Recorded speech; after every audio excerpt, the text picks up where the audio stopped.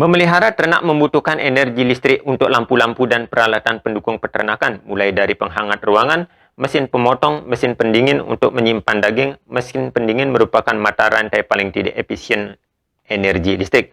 Kita tahu bahwa ini freezer, terutama untuk menyimpan daging-daging beku tersebut, itu menyedot listrik sangat tinggi. Ini adalah video tentang opini, analisa, dan sudut pandang yang kemungkinan bisa sama atau bahkan jauh berbeda dari apa yang Anda pikirkan. Maka, hargai perbedaan dan silahkan tulis sudut pandang Anda di kolom komentar. Om Swastiastu, Om Sri Sai Ram.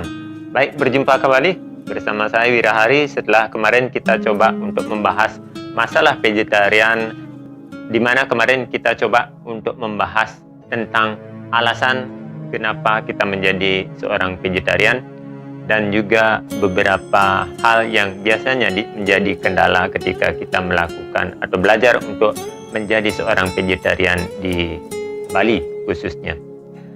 Nah, sekarang kita akan meningkat lagi ke bahasan kedua, yakni masalah yang hampir serupa.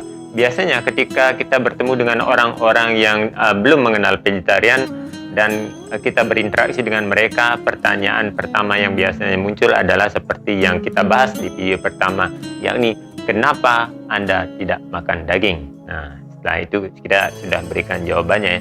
Tetapi dalam hal ini ada beberapa catatan menarik yang saya lupa membaginya kemarin, dan sekarang coba saya berikan tipsnya untuk kita bisa memberikan argumentasi, memberikan alasan yang tidak menyinggung tetapi mudah diterima oleh mereka. Biasanya ketika kita mengatakan bahwasannya saat kita memutuskan, memilih untuk menjalani pola hidup sebagai seorang vegetarian, jika kita memakai alasan, menggunakan alasan agama atau spiritual, biasanya orang akan mengkaitkan dengan beberapa pertanyaan yang lainnya yang cenderung dalam tanda kutip agak mencibir. Terkesan kalau kita itu menempatkan diri lebih tinggi dari mereka, dan itu sungguh sesuatu yang tidak mereka sukai. Jadi ketika Anda ditanya mungkin kenapa Anda bervegetarian, jawaban simpel paling gampang diterima oleh mereka adalah posisikan diri kita jauh lebih rendah daripada mereka. Bahwasanya kita bervegetarian karena sakit, karena ada gangguan kesehatan yang membuat kita harus memilih hidup dengan cara bervegetarian saja. Ini saya kira jauh lebih bisa diterima dan mudah, karena dalam posisi tersebut ketika orang mengalami sakit, gangguan kesehatan, itu artinya seseorang tersebut jauh kurang beruntung daripada dirinya. So, sekarang setelah pertanyaan kenapa Anda bervegetarian, pertanyaan kedua yang biasanya muncul adalah, lalu apakah salahnya jika kita makan daging? Nah, jika saya ditanya demikian, memang salah makan daging? Tentu saja tidak, tergantung dari sudut pandang mana kita menilainya.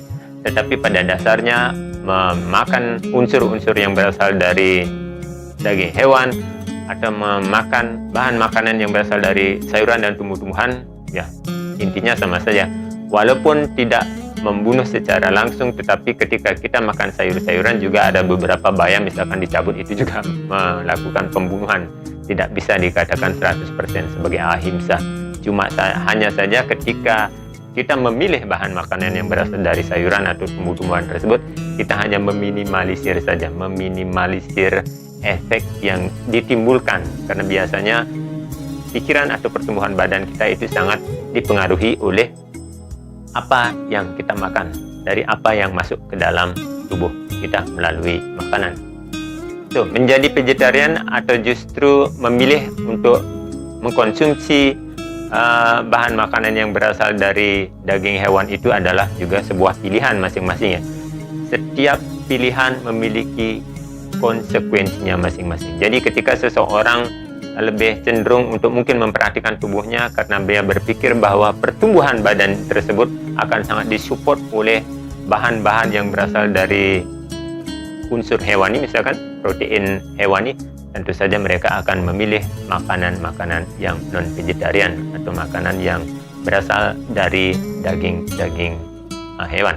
Jadi menjadi vegetarian ataupun tidak, itu adalah sebuah pilihan yang mesti kita hormati satu sama lain, tidak boleh saling mengenyek. Ini saya kebetulan kemarin saya dapat bongkar-bongkar buku lagi, ketemu sebuah majalah lama sekali sekitar 2007. Ini saya kira ini masih relevan dengan apa yang sedang kita bicarakan, bahwasanya salah satu dari sekian banyak alasan kenapa orang memilih vegetarian itu berhubungan dengan apa yang pernah menjadi bahasan di topik utama dunia, yakni global warming.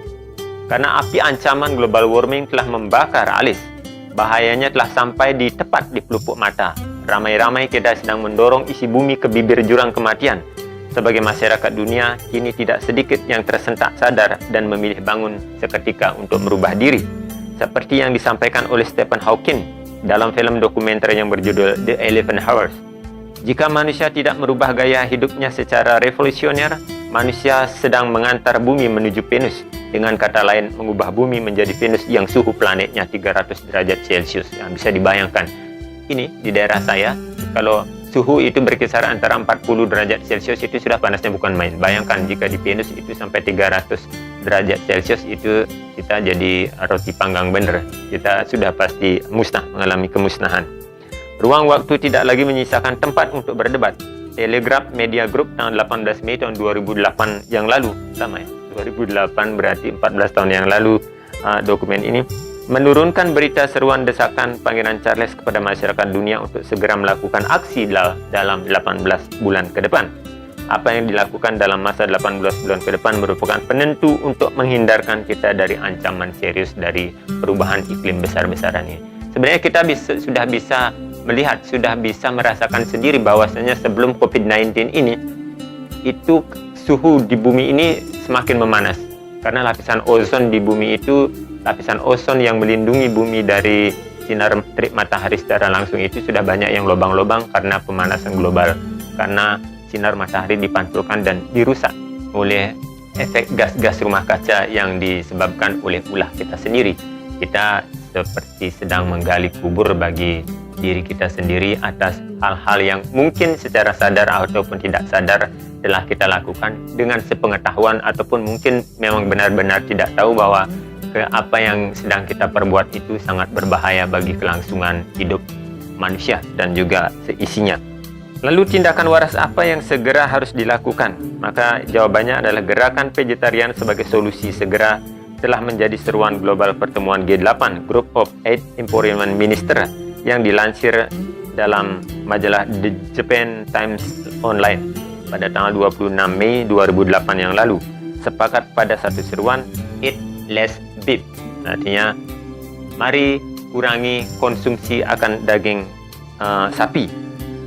Presiden Taiwan Ma Ying-jeou dan Wakil Presiden Taiwan Vincent Hsu memimpin penandatanganan deklarasi untuk mengurangi CO2 dan aksi hemat energi, termasuk di dalamnya mengkonsumsi produk lokal dan lebih banyak mengkonsumsi sayur serta mengurangi daging. Nah, ini diserukan. Emang kenapa? Mungkin ada pertanyaan bagi kita yang masih awam. Emang kenapa? Apa hubungannya saya makan daging dengan pemanasan global atau global warming yang sedang terjadi dan ya cukup berdampak pada kita? Sekali lagi, sebelum tahun 2019. Kenapa saya bilang demikian? Karena sejak COVID-19 ini, hampir sebagian besar itu pabrik-pabrik kan tutup. Polusi udara dan berbagai kendaraan itu dikurangi prosentasinya banyak sekali, sehingga seperti sekarang kita lihat perubahan iklim besar-besaran terjadi. Seharusnya belum musim hujan, sudah musim hujan. Sekarang sejuk, adem, lebih adem lagi, tidak seperti dulu panasnya panas menyengat sekali ya. Oke, global warming dapat dipahami sebagai naiknya suhu rata-rata permukaan bumi. Salah satu penyebab aktivitasnya adalah manusia yang menyumbang sekitar 90% gas rumah kaca di atmosfer. Gas rumah kaca sendiri berfungsi untuk menjaga suhu bumi agar berada pada kisaran layak huni, yakni 14,5 derajat Celcius. Nah, itu seperti suhu temperatur tubuh yang berkisar sekitar 36 derajat Celcius. 36-37 itu masih keadaan normal dan bisa ditolerir. Tetapi ketika sudah meningkat 38, 39, 40 itu sudah panas sekali. Sama dengan bumi juga memiliki suhu yang layak huni berkisar antara 14,5 derajat Celcius. Tidak seperti bulan yang memiliki suhu minus 18 derajat Celcius. Gas rumah kaca memerangkap panas dari matahari. Ketika sinar matahari mencapai atmosfer bumi, sebagian akan dipantulkan dalam bentuk inframerah, dan sebagian lagi diteruskan ke permukaan bumi. Permukaan bumi memantulkan kembali panas tersebut dan sebagian diperangkap oleh gas-gas rumah kaca atau CO2, karbon dioksida, CH4, metana.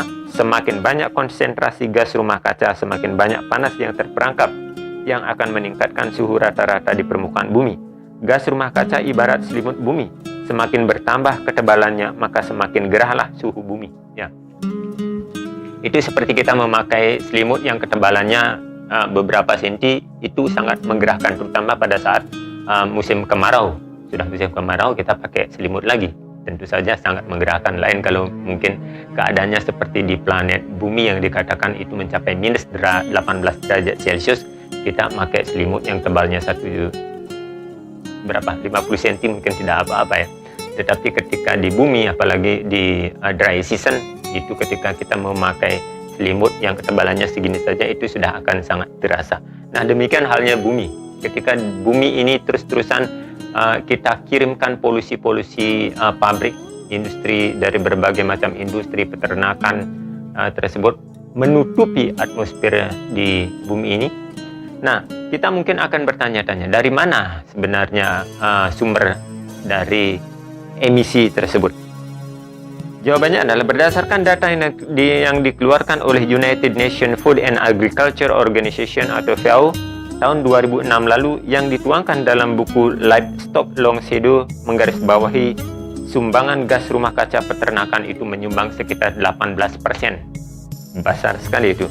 Lebih besar dari buangan emisi seluruh kendaraan bermotor di dunia yang hanya menyumbang sekitar 13,5%. Itu dalam penelitian yang dilakukan oleh buku Livestock Long Shadow ini telah meneliti bahwasanya gas emisi karbon itu yang dikeluarkan oleh seluruh kendaraan di dunia itu hanya berkisar sekitar 13,5%.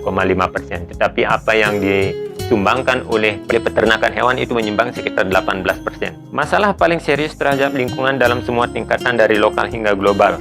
Sektor peternakan mutlak mendapat fokus utama karena bertanggung jawab terhadap kemerosotan lahan, perubahan iklim, polusi air, dan punahnya keanekaragaman hayati.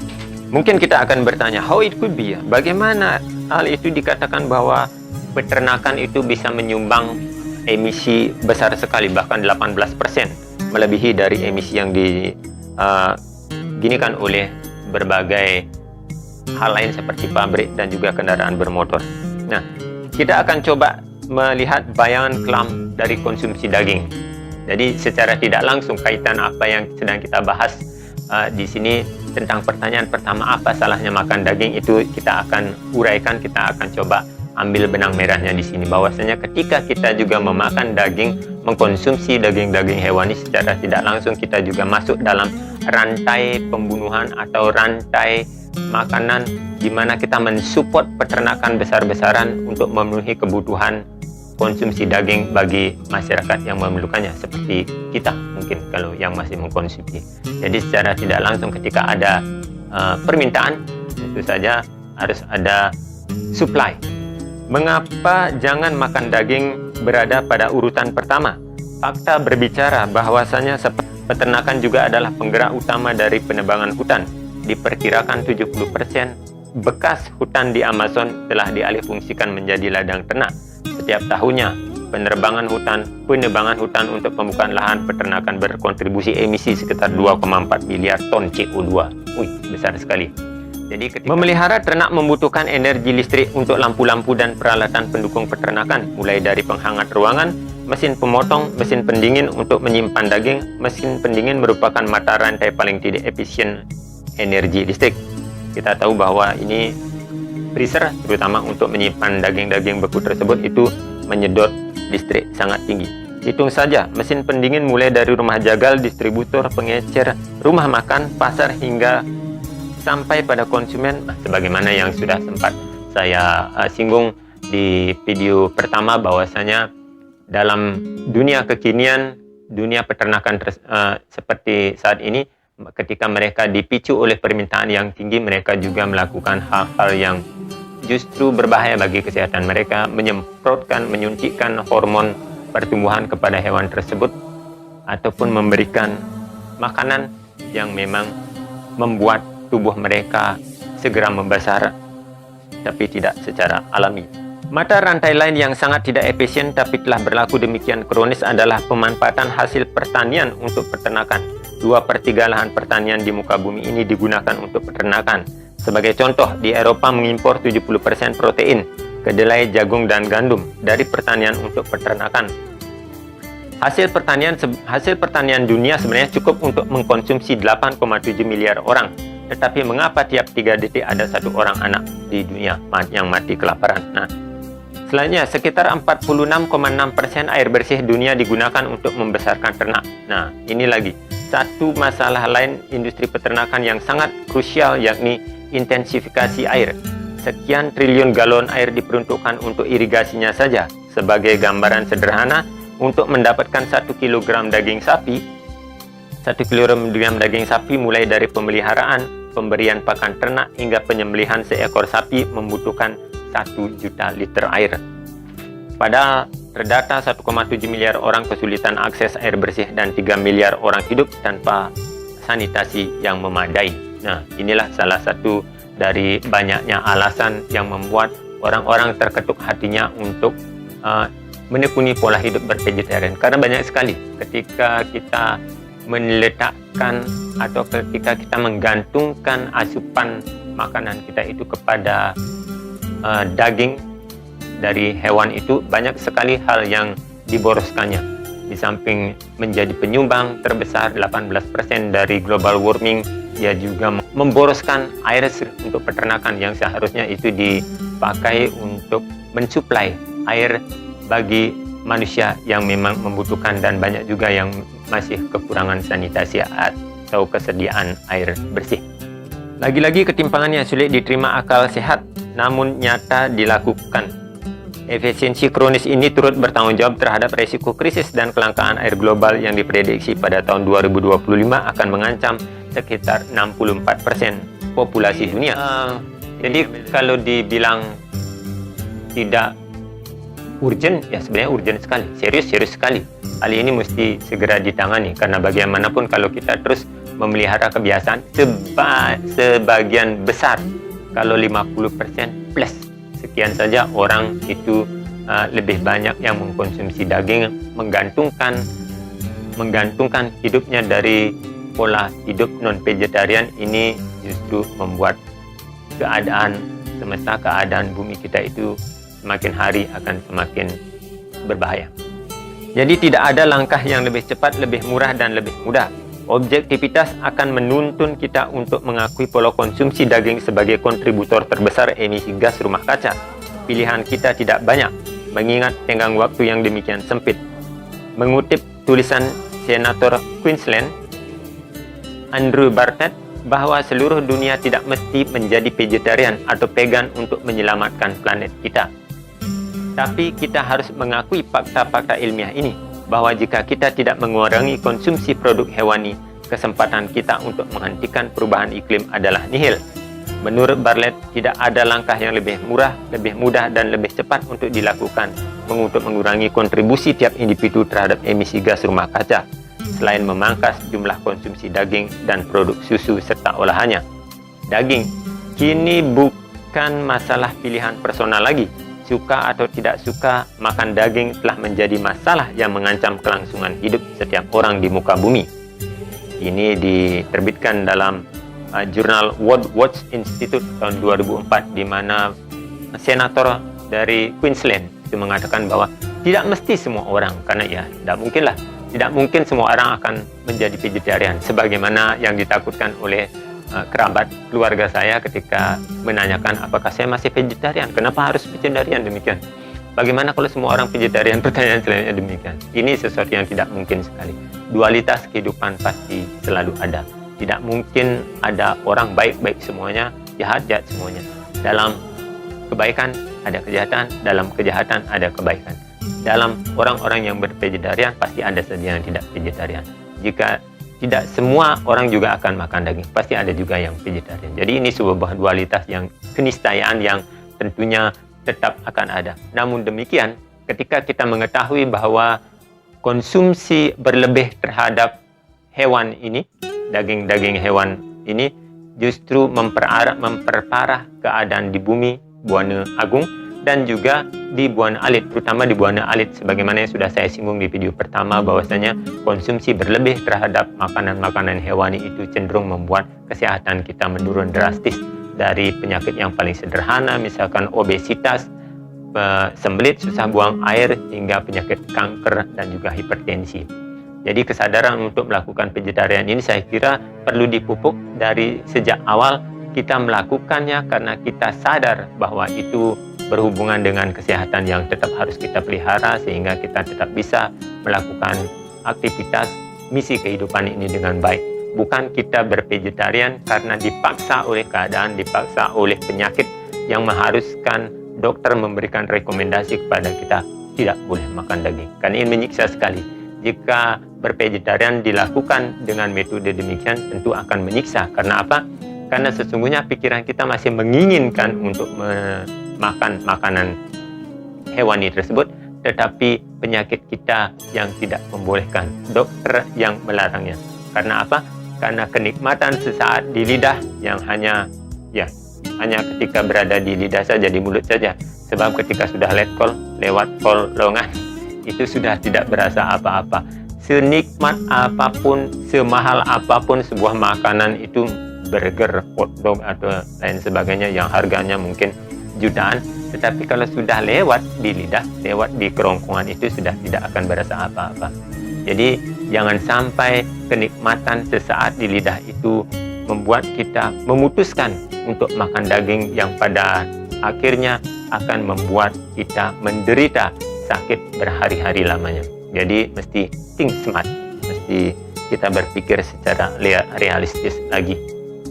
Jadi ketika kita mungkin benar-benar tidak bisa melepaskan ikatan terhadap kenikmatan daging ini, setidaknya ketika mengetahui fakta dan realita ini, kita berusaha untuk mengurangi supaya permintaan itu tidak terus-menerus dan peternakan tidak terus membuat usahanya menjadi besar, yang mengakibatkan juga kelangsungan beberapa hal yang sudah saya singgung sebelumnya itu menjadi lebih rusak dan parah.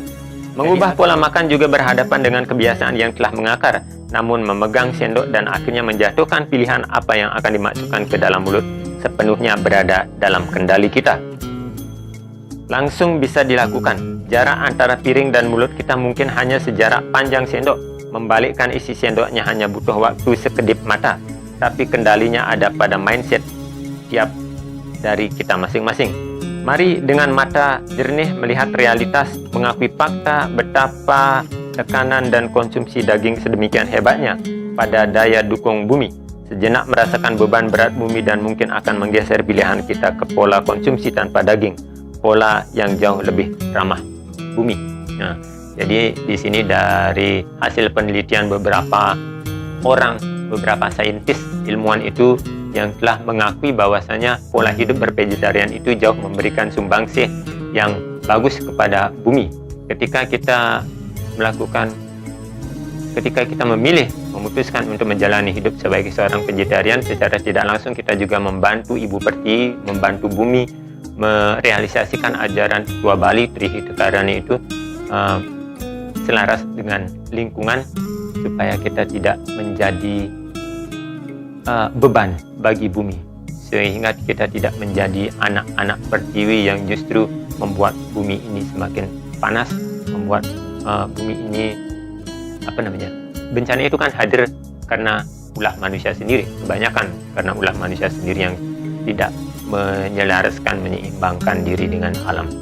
Jadi lewat kehidupan sebagai seorang vegetarian ini, semoga ini bisa menggugah kita masing-masing untuk bisa membaktikan diri, untuk bisa membuat keputusan-keputusan yang lebih baik lagi, terutama untuk menjaga Buana Alit, diri kita sendiri, badan ini, karena badan ini sangat kita perlukan bagi sang jiwa untuk tetap terjaga dengan baik untuk menuntaskan visi dan misi kehidupannya. Dan sekaligus ketika bumi ini terjaga dengan baik, Buana Agung juga tidaknya bisa kita turut jaga dengan kebaikan-kebaikan yang kita lakukan sesudahnya. Karena bagaimanapun kita tahu bahwasanya you are what you eat. Kan ada semboyan seperti itu, bahwasanya engkau adalah apa yang engkau makan. Makanan sangat mempengaruhi pertumbuhan tubuh fisik dan juga pikiran. So, saya kira itu dulu bagian kedua dari tema vegetarian ini yang coba saya suguhkan kepada para sahabat yang mungkin telah melupakan. Sebab jurnal ini sudah sekitar, tadi saya bilang, terbit di 2007, 2008, hampir 14 tahun yang lalu, jadi mungkin sudah terlupakan. Dan saya coba merevitalisasi kembali, mengingatkan kembali akan bahaya kembalinya global warming yang suatu saat tetap akan ada karena kita belum bisa merubah kebiasaan yang dulu juga sempat kita lakukan dan efeknya juga sudah pernah kita rasakan. Demikian video ini, semoga bisa menginspirasi. Terima kasih sudah menonton. Jangan lupa subscribe, like, dan komen. Saya tutup dengan para Santi. Semoga kedamaian selalu menyertai kita bersama. Om Santi Santi Santi Om. Om Sri Sai Ram.